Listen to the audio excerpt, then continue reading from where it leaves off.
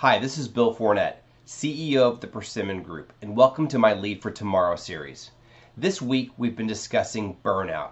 How do we prevent burnout? How do we manage our stress better with all of the workload that we have and the amount of disruption going on around us?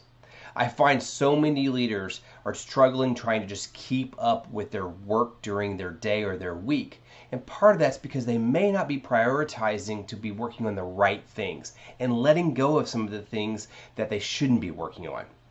I'm going to give you a technique today called the 5 rocks exercise that I love because it's going to be really fast. You're going to see what you should be spending your time on and the things that you need to let go of.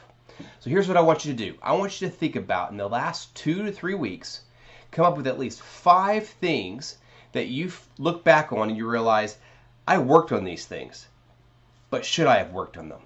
Could somebody else in my team, in my organization, should they have actually done those things? I want you to write that list down. Then I want you to look at it and ask yourself, who should have done that work? For each of those items, who in my team, in my organization, could have done that work? Then I want you to take the third step, and the third step is to say, how am I going to handle that in the future? How do I ensure that this particular work activity is going to not be done by me, but is going to be handled by another person inside of our team or our organization? This enables you to look back and say, instead of you just picking up the load, sometimes of saying, yes, this has got to be done tomorrow. It's sort of that mentality that says if you want to do it the right way, you got to do it yourself. I want you to change that mindset. And instead, I want you to look at it and say, how do I ensure that the person is doing it and doing it well? So that's a real simple exercise. 5 things over the last 2 or 3 weeks. Review that list. Look at who should have been doing them. And then how are you going to handle that in the future when it comes to you?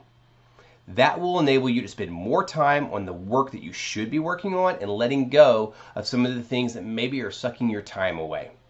If you do that, you're going to find that today you're going to improve how you lead for tomorrow.